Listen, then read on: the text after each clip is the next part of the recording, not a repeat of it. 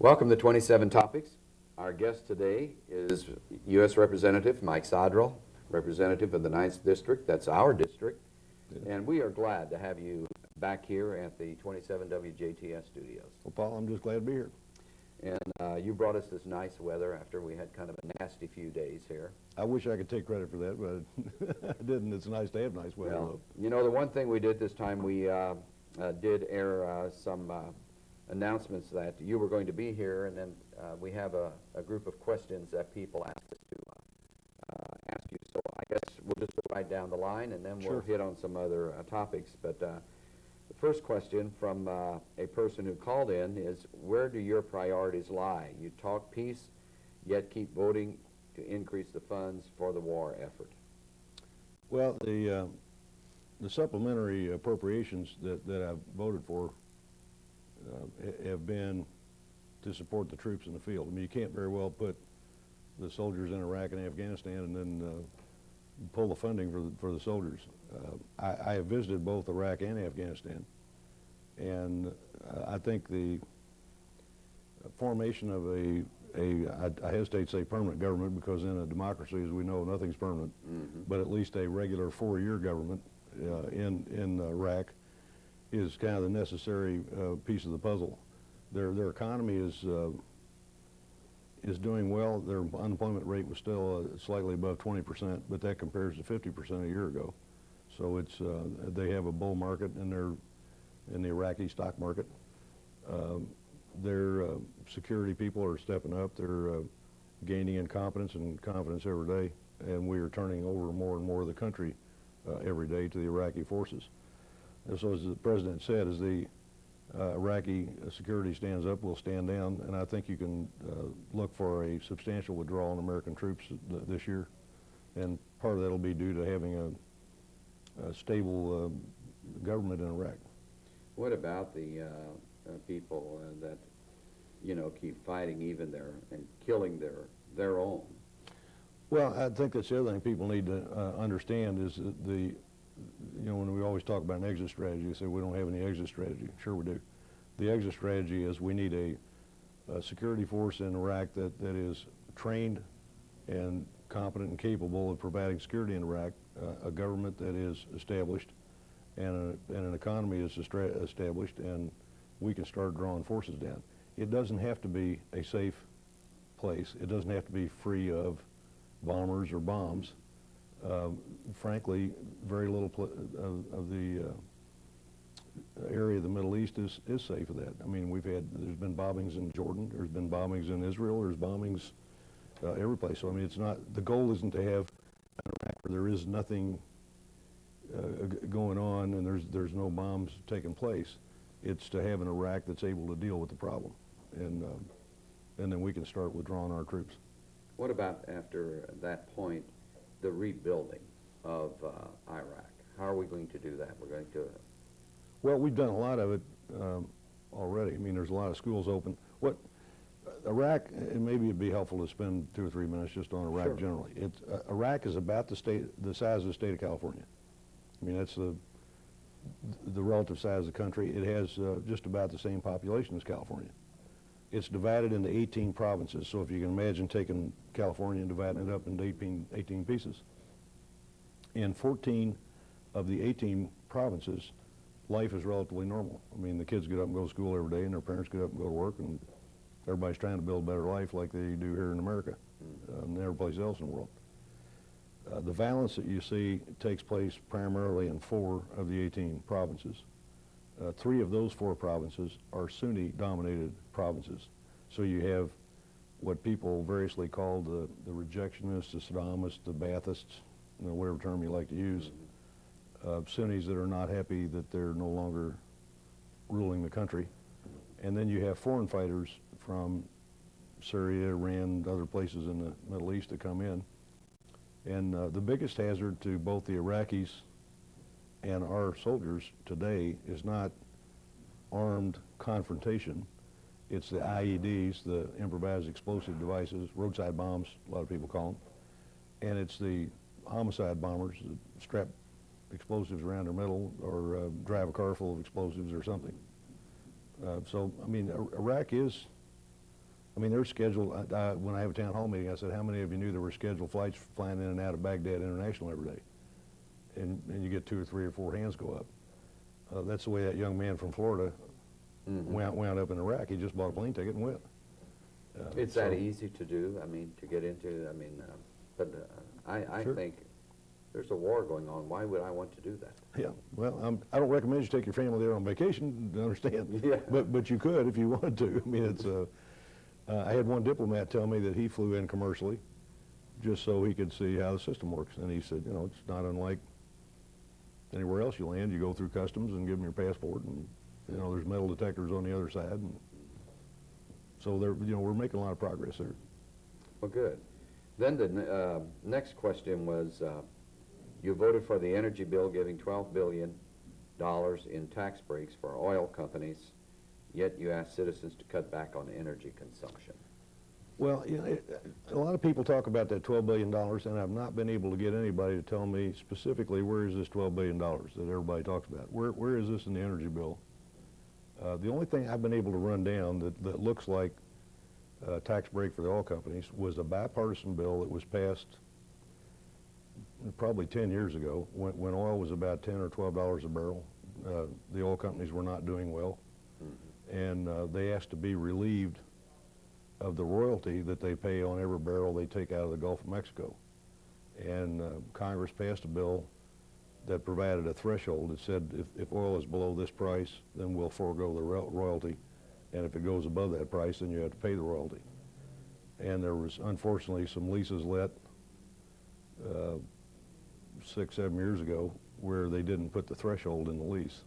Oh. So now they're paying the royalty on some oil and they're not paying it on other oil, but I'm, you know, everybody throws that number around, but nobody will tell me specifically where is this, you know, in the bill.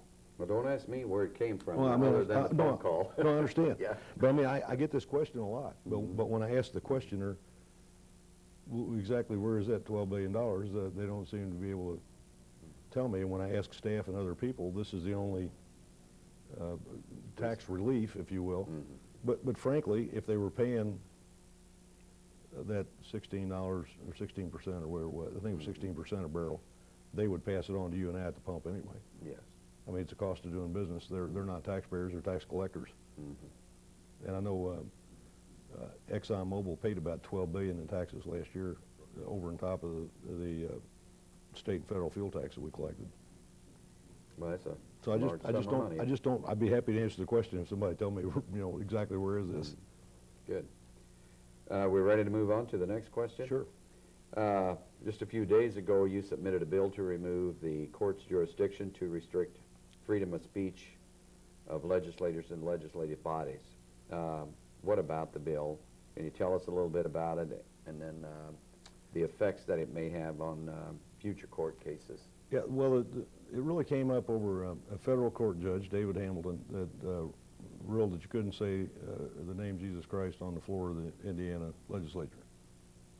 And I introduced a bill that would remove from the federal court jurisdiction over speech, any speech, because I don't know how you can separate religious speech from any other speech, but it would remove the issue of speech from federal jurisdiction, or jurisdiction of the federal courts.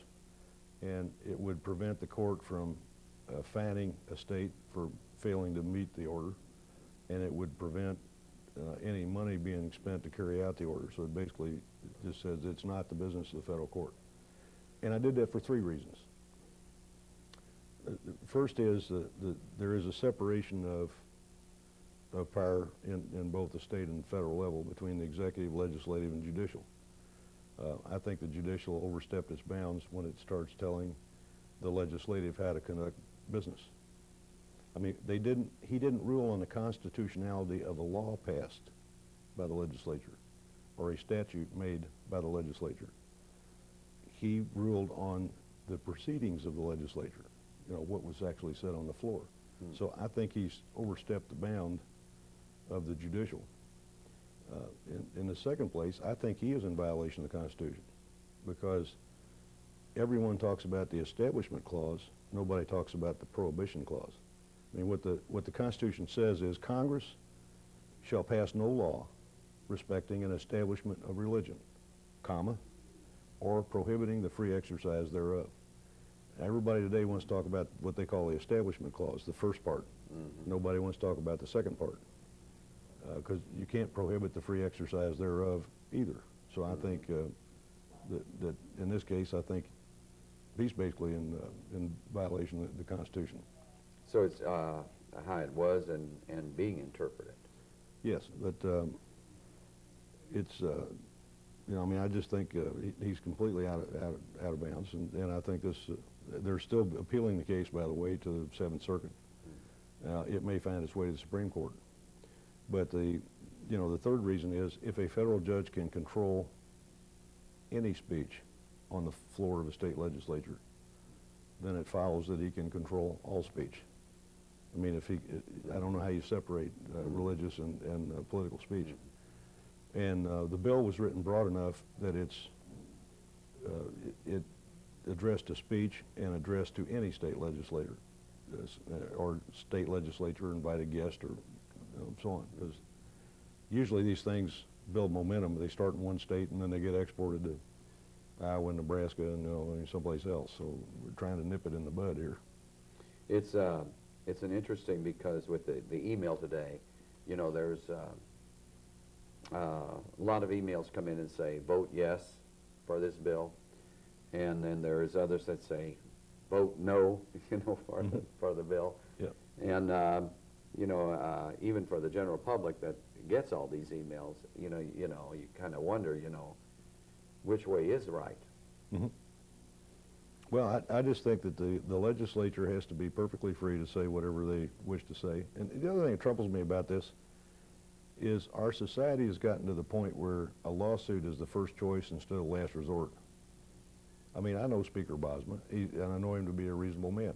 Mm-hmm. And if somebody had said, hey, we think we ought to have an imam come in and offer a prayer from time to time, or we ought to have a rabbi or somebody else. In fact, I'm not so sure he doesn't, but I'd be perfectly willing to do that. I'm confident he would. Well, we have to file a lawsuit before we even talk to somebody and try to bring some resolution. But I just think a judge is out of line to tell the legislature. I know in the U.S. House, we have our own rules about what you may say from the pulpit, what you may not say from the pulpit, and bills when they come to the floor, and how long you debate, and how many amendments, and the House basically establishes its own rules. Mm-hmm. And I don't think the judicial branch has any business dictating to the legislative how they conduct their business. Because he didn't, as I said again, he didn't rule on a bill that was passed. Mm-hmm. Nobody passed a law saying everybody in this legislature has to be a Christian. Mm-hmm. Nobody passed an ordinance that he was declaring to be unconstitutional. He's literally telling the House how to conduct business.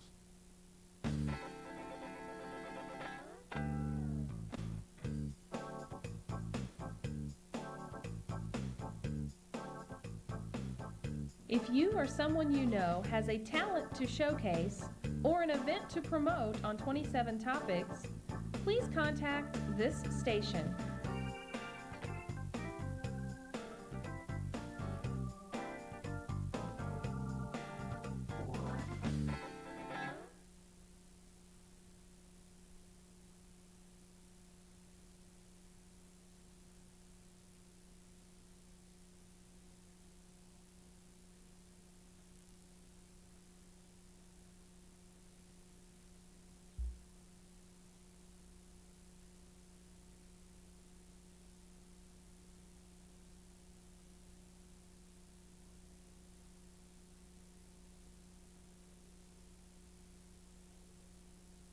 Which is one of the branches going into the other branch without.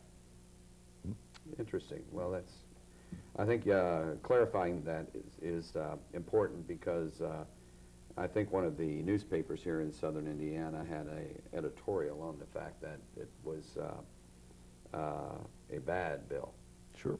And, one would think that a newspaper that lives and dies on free speech would be in favor of free speech. I think some people sometimes become polarized because it is religious speech. Mm-hmm. But you either regulate speech or you don't regulate speech. Mm-hmm. I mean, I don't know how you separate one from the other. and they literally didn't pass any law saying you can only say Christian prayers in the house, which the judge would have been perfectly within his jurisdiction to rule that as unconstitutional. I'd like to know what our forefathers did. I'm sure they had a prayer before. Oh, we still do. We have a chaplain in the U.S. House of Representatives, and we have a prayer before we open every session, and it is from the rostrum. And in fact, the House of Representatives was the biggest church in Washington, D.C. for the first 75 years of the Republic. They had church services there every Sunday. I think it's great to pass on, you know, that it's been done and it is being done for forever. I think you answered that well. What is the opinion, next question, what is your opinion on the take of the American ports by the United Arab Emirates Republic? I have issued a press release on the subject. I would say first that I voted for President Bush twice, and I found him to be a good man with a good heart and tries to do the right thing. Doesn't mean I have to agree with him all the time. Right. My wife and I have been married 38 years, and we don't agree all the time. You're kidding. No, that's fact. Much as I hate to admit that, that's the case. You're not sleeping on the couch yet. Yeah, no. But, I mean, this is a really bad idea in my mind. We have foreign companies that have invested in the United States. There's a Toyota plant right out here in Petersburg, and you know, there's one in Georgetown, and you know, you've got other foreign companies that have commercial operations in the United States. We even have a British company that runs the Indianapolis airport, but they run the commercial part of the airport. I mean, they lease space to McDonald's and Burger King, and somebody wants to sell suitcases or whatever. In my mind, the analogy in this case would be more like turning our air traffic control system over to a foreign government. I mean, contracting out your air traffic control, because that's what goes on at the port is they control the ships coming in, the ships going out, the containers coming in, being offloaded, and everything else.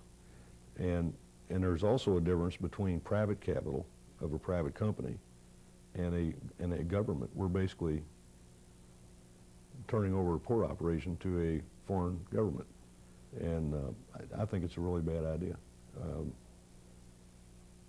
Well, you know, it's the question that probably someone would ask,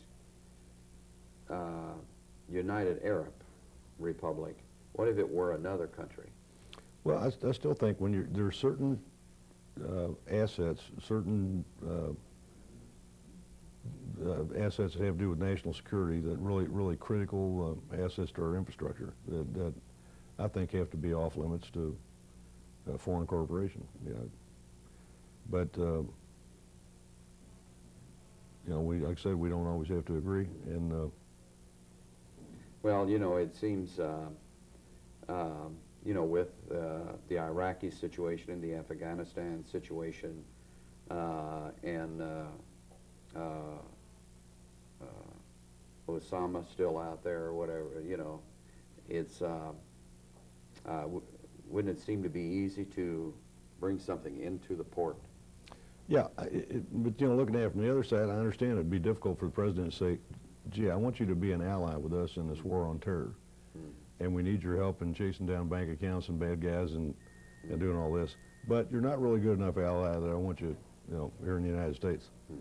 But they are a good ally about it. Yeah, but you know, I mean, I still believe that national security has to trump political correctness in this case.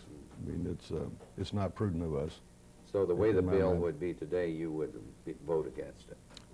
Yeah, somebody's going to have to spend a long time and make some really good arguments to convince me otherwise.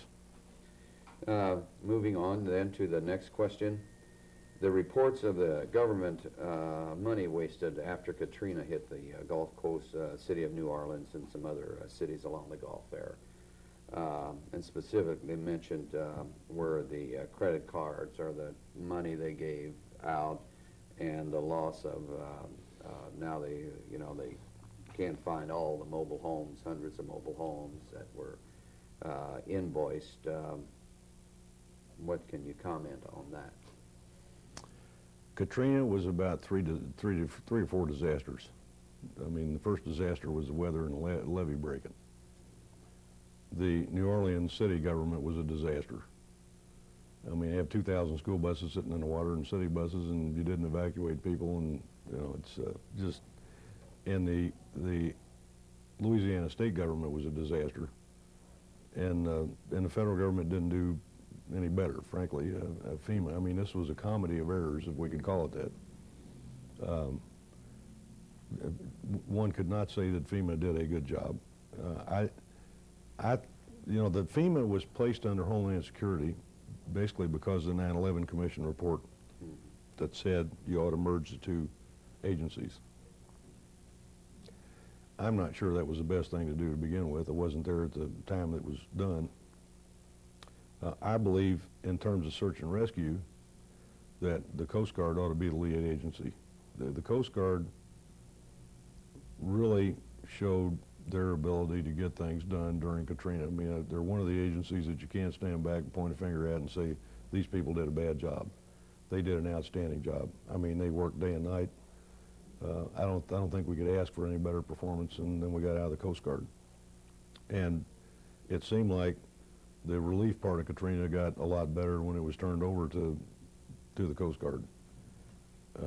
You know, maybe we even need to take different parts of FEMA and actually assign them to different agencies where, you know, Coast Guard does the search and rescue, somebody else, you know, does the recovery, you know, and the feeding and the logistics and whatnot. But there's no question this was a fiasco. I mean, it's a real embarrassment. Well, I think Congress has held several hearings, and we even had an ad hoc committee, so they're still working on. I'm not sure we even know everything we need to know about how Katrina went, but it wasn't handled well. I'm sure it'll be a long time, but I guess the important thing is that we learn a lot from this incident, because it don't happen all that often to this degree. No, it doesn't. I mean, this was a lot of people called it a storm of biblical proportions. I mean, it went through Mississippi, Alabama, and Louisiana. But we have to be prepared for that. We should be. And we have to know how we're going to deal with that. I'm not so sure that it wouldn't make sense to push some of the stuff down to a lower level than having people ride in from afar and trying to fix the problem. I mean, the local people know the community better and the streets better and the people better. But in this case, unfortunately, we didn't have good lower level folks to be working with. And maybe the reason FEMA looked decent other places is they had decent local people leading them around by the hand, you know, and this is just kind of a demonstration of what happens when you don't have good people at the local level. I mean, Rudy Giuliani during 9/11 was everywhere. I mean, you saw him everywhere. I mean, and basically the federal government says, what can we do to help? The state government said, what can we do to help?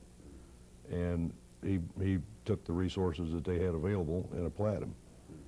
In this case, we didn't have a Rudy Giuliani at the other end where you could say, what do you need, and send it and know that it would be used well. It was bad from the bottom up. Well, I think, you know, if we really learn from it, I think it'll be, we'll look back and see that it really has taught us a lot. I certainly hope so. You know, because we paid dearly for the education. I hope we, in fact, got a degree. Yes, we did. But, you know, I still see the picture before it hit, you know, where here's this superhighway going into the city, and here's this superhighway going out of the city, and the superhighway going into the city, who's going into the city? You know, it was empty. Yeah. And, you know, gee, you know, if people couldn't get out fast enough, why not? Why use both sides of the road? I mean, they do in other places. Close it out and get them out, you know. But those are just, you know, hindsight things that you see, you know, and that's just a little bitty thing of everything. And I'm really into people helping people, and I know a lot of people here in southern Indiana went down to help the people of Katrina and help clean up the mess, and some cases restore the houses and whatnot. And I think, frankly, that's the most efficient way of helping people is for you and I to go help somebody. But there's certain things, just like that interstate, that government has to do. you know, that you can't do as a private citizen or a private group. You can't order both sides of an interstate to be opened up to let people leave the city. I mean, there's just certain things that government has to do, and they have to do well if this is going to work right. Yes, because these hurricanes and tornadoes, they come up pretty fast, They do. and you have to move. But I go back to New York City. I mean, that was totally unexpected. They didn't even have 3 or 4 days to plan for it. So it takes good people at every level, you know, to make this work. Of course, then Southern Indiana got hit by a tornado, We did. and really people pitched in there real well. And, Americans are the most generous people on the planet. and then of course tornado hit Montgomery, or up there. I think it's outside of your district. That's in Hostetler's district. But they put that together pretty neatly, you know. So I understand a lot of Amish and Mennonites and showed up to help put the roofs back on and put the houses back together. And Yes. they asked one of them, he said, well, how to get everything done here so quick? And he said, well, we typically just don't sit around and wait for the government to show up. You know? I mean, well, they did a good job. Next, those are the questions that were sent to us, and I think we covered those yeah, fairly well. Good questions all. Yeah, anytime you have questions, as a viewer, you know, Mike comes around ever so often. We'll ask him the questions and have an answer for you. By all means. I hope, have you completed everything that you wanted to say Oh, there? yeah, and then I'll try not to be a stranger. We'll come back and do it again. Okay, very good. And we want to thank Representative Mike Sodrel for being our guest on 27 Topics today.